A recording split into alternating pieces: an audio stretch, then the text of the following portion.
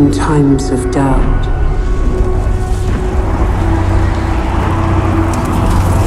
I shall keep faith.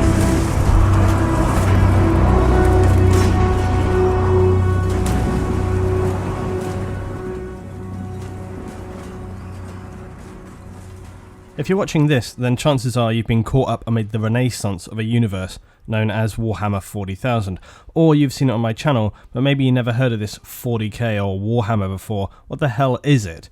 Well, today I'm hoping to answer that for you. Now, I've been immersed in Warhammer 40,000 across a period now of some 20 years.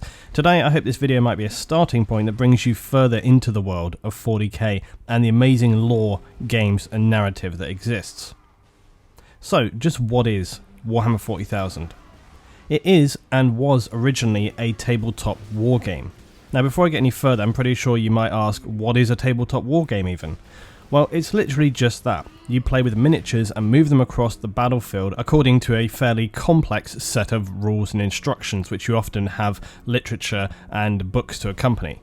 You make tactical choices and choose the composition of your own army. These armies will be decided based on some formation rules and point values to ensure balance. You fight out over a tabletop environment with scenery and the miniatures all painted by hand, very likely by yourself. You use dice and so on to kind of make decisions and work out the chances if your guys got killed or injured or whatever. People take a huge amount of enjoyment from just this aspect of the hobby. Painting, converting, designing, creating. It's all a huge part of the world that runs alongside the actual game itself. And you've got to go back to the origins to understand sort of how this whole came about and, why people were getting into it at that time. Some people actually make their living from painting up miniatures on commission. Games Workshop sell all the models, rules and extended literature that surrounds the 40k universe. There is also an extended site known as Forge World, which provides more limited prints of the models along with the price tag to match. Some of the new miniatures sell from the website for anything over £1,000. Your average squad though, just from the regular shop, is going to cost you more like £30. Now, many people have discussed around the pricing aspect of the hobby and how it can be prohibitive to some people. But again, I've had this conversation about pricing when it refers to video games as well. Essentially, it is what it is, and pricing for a hobby is relative to the individual. You might not consider it expensive, where I may, and vice versa. It's just the way those kind of things go. And essentially, at the end of the day, it's not an essential component to your life. It's an extra, it's a hobby, it's something you do for your own enjoyment. It's a pastime. If you can afford and, you decide that you want to spend the money in a certain way, then you can do. And if not, you don't. It's as simple as that. So Warhammer 40,000 is a tabletop game. So where do all the games such as Space Hulk, Eternal Crusade, Deathwing, Battlefleet Gothic, Deathwatch and Dawn of War fit in? Well, they all sit within the lore and narrative of the franchise. Warhammer 40,000 Rogue Trader released in 1987. The world of Warhammer and other of Games Workshop's fantasy-based tabletop wargames already existed, having been released very successfully in 1983. And of course, recently Warhammer got remade into a video game by Creative Assembly in Total War Warhammer. Now, Games Workshop decided they wanted to expand on this with a science fiction version. Rick Priestley, the creator of 40k, had already been working privately on a science fiction game, Rogue Trader, and so brought those elements together along with Warhammer to create Warhammer 40,000. The first edition of the game was more like his role-playing adventure, Rogue Trader, and the game focused on small skirmishes. But as time passed by, Rick Priestley realised players wanted more all-out war than just these little RPG skirmishes, and so a new second edition was developed. Now, new editions continue today, updating rules, balancing races, and when they become too powerful, no Eldar jokes please, they may also update the game to correspond with lore and to bring in new units, etc. Warhammer 40,000 became even more successful than its fantasy precursor, and later we would see spin-off games such as Necromunda, Battlefleet Gothic, Gorka Morka, Execution Force recently, Overkill, and now they even continue to add tabletop variations, things like this new two-player small combat game Lost Patrol, which is not even out yet. So they continue to build on it even today. So that's the background to how the game began, how the world of 40k began. But I'm now going to try and summarise the universe of 40k as concisely as possible. No easy task, wish me luck. The current date is the late 41st millennium. Now, generally the core focus of 40k is around humanity. It is around humanity and our struggles in this time. mankind has undergone an epic rise and subsequently fallen into horrific decay. We now sit as a broken, fragmented society ruled by a quasi-religious totalitarian state known as the Imperium of Man. This organisation rules over the vast majority of planets where humans exist. Trillions of humans are protected by the very limited military resources of the Imperium, including forces known as the Space Marines, Imperial Guard, Imperial Navy, Titans of Mars, and other smaller human groups that do exist under that banner, such as the Sisters of Battle, Grey Knights, the Inquisition, and Imperial Assassins. And I'll get a little bit into their exact organisation shortly, so again, calm down. They all come under the banner of the Emperor, who was wounded long ago in battle and now sits atop the Golden Throne in his fortress back on Earth. Although unable to speak or move, he leads mankind with psychic whispers, and all the forces in the Imperium of Man pledge their lives and actions to him. Under the Emperor, humanity's forces at the highest level are split between two entities, the Inquisition and the High Lords of Terror. Now, the Inquisition, you'll note, is separate from all those other forces. This is because their activities are essential to the survival of humanity, and none can stand in their path to prevent heretics and corruptors from sowing the seeds of anarchy and chaos among humanity. The Inquisition are the first and last line of defense for mankind, and they cannot be challenged in their actions. They're answerable only to the Emperor. In other words, they could walk into a room, shoot you in the face, and no one would question it. Next, we have the High Lords of Terror. They oversee the Imperium in the Emperor's stead and rule the galaxy-spanning empire that is the Imperium of Mankind. Below them are the three main subsections of humanity in the 41st millennium: the Adeptus Terra, the Adeptus Mechanicus, and the Adeptus Ministorum. Terra deal with everything from governing of systems, administration to military organisation, and actions both offensive and defensive. The Adeptus Terra constitutes the main body of the Imperium. The Adeptus Mechanicus have a complicated history that I won't get into now, although everything is complicated in 40k. Anyway, they're a separate body from the Adeptus Terra, and they govern the forge worlds of the Imperium. These produce all the machines of war and civilian production required by humanity. They also have their own private military and also provide the support of Imperial Titans, the largest war machines in the Imperial arsenal, as required. The Adeptus Ministorum, more commonly known as the Ecclesiarchy, is the official state church of the Imperium and worships the Emperor as the one true god of mankind. I could explain the insanity of this, but I'll leave that for another time. Just take it from me, there is a deep irony in the Imperium having a religion based around the Emperor. Now, humanity are ever under threat from a broad spectrum of enemies, some new, some ancient, hence the tagline for the entire franchise: in the far future there is only war. Aliens fill the galaxy, and they are collectively known to mankind as Xenos. I always assumed this was a play on words from xenophobia, but what do I know, either way it's very apt. These alien races, the Eldar, Orcs, Necrons, Tau, Tyranids, and the bastard Dark Eldar, all have their own reasons and objectives as to why they seek to, if not eradicate humanity, then at least cleanse it from the territory they view as their own. This forms the primary focus of war throughout the galaxy, the races and factions all battling for reasons and control of resources and regions. Some, like the Tyranids though, act more on instinct and mechanical drive than they do preconceived agendas, which somehow makes them all the more terrifying. There is one force though, which humanity fears above all of these Xenos. This force is known as Chaos. Chaos is a broad term used to describe the darkest entities in the galaxy, the demons and horrors that exist within the Warp. Now the Warp, again, very condensed version. The Warp is essentially another plane of space. Imagine it as a sea of energy that exists in a parallel to our own reality. Many races use this warp to travel across vast distances of space in much less time.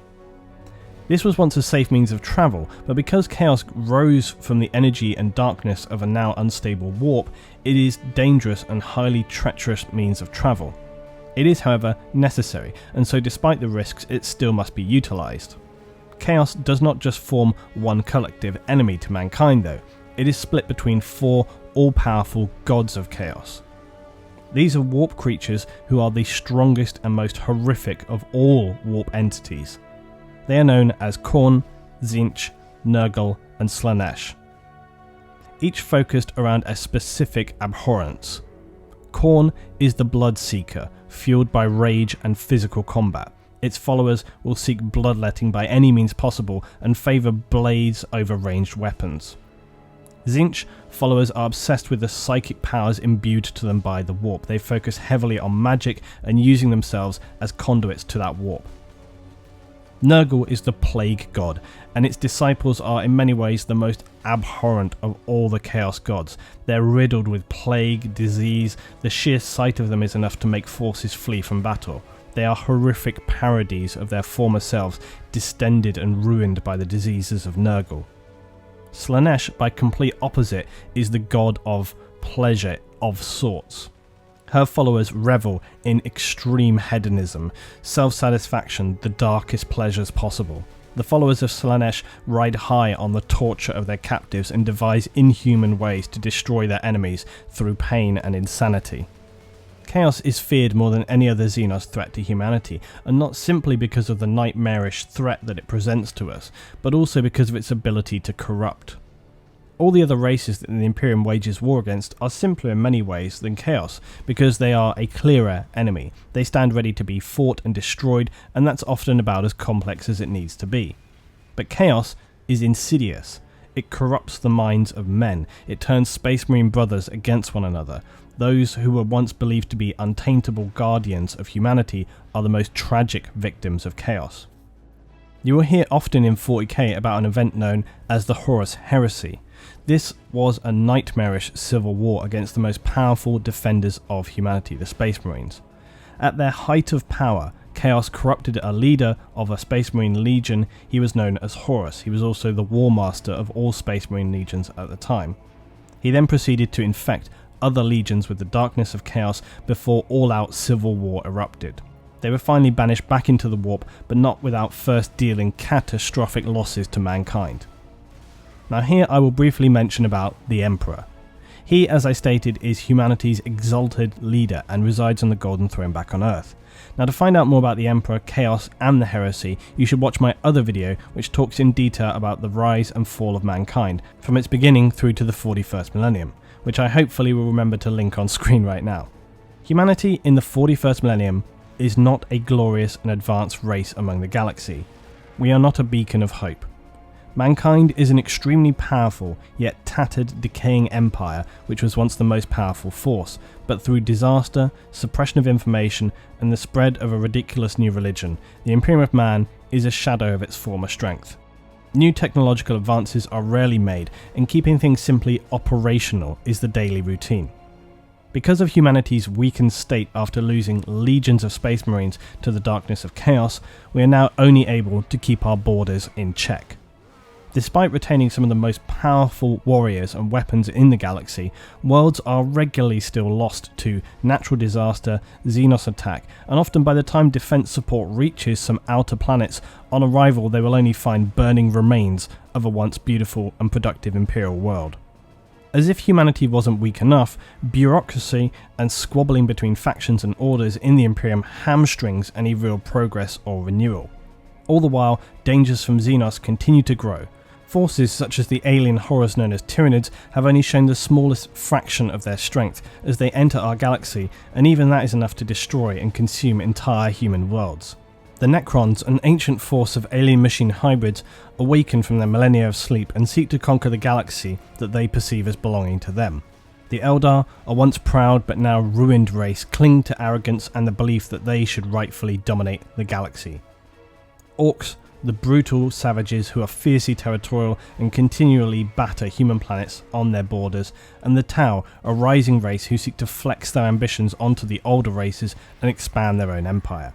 What you have in Warhammer 40k is an extremely well fleshed out, diverse universe, spread across tabletop games, novels, digital games, and the physical tabletop also includes people who pursue it as a creative hobby through the painting and converting of miniatures. But whatever discipline you follow, you cannot escape the fact that 40k is an almost comedically over-the-top, franchise, and that's why I love it. There are no half measures in 40k. You need to throw some Imperial Guard fodder at a Xenos threat, 10,000 soldiers? Scratch that. Let's make it 1,000,000 just for good measure. And don't worry about the survivors. The beauty in 40k is simply how unapologetic it is.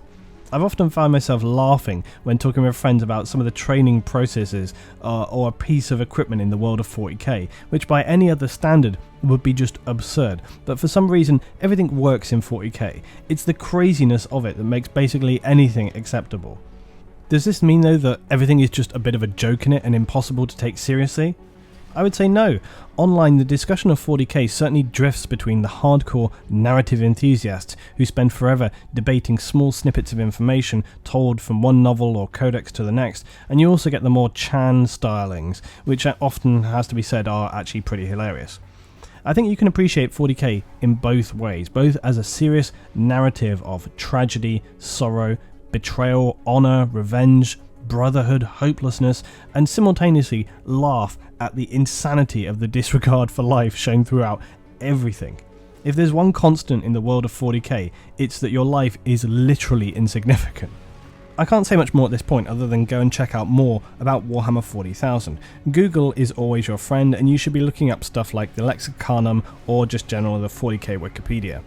Once you read more and learn about the world of 40k, you'll appreciate its creative insanity and likely get hooked in it as I have been for 20 years. It's a universe unlike any other, and there is really no right or wrong starting point. Just jump in, start reading, eventually it'll all make sense.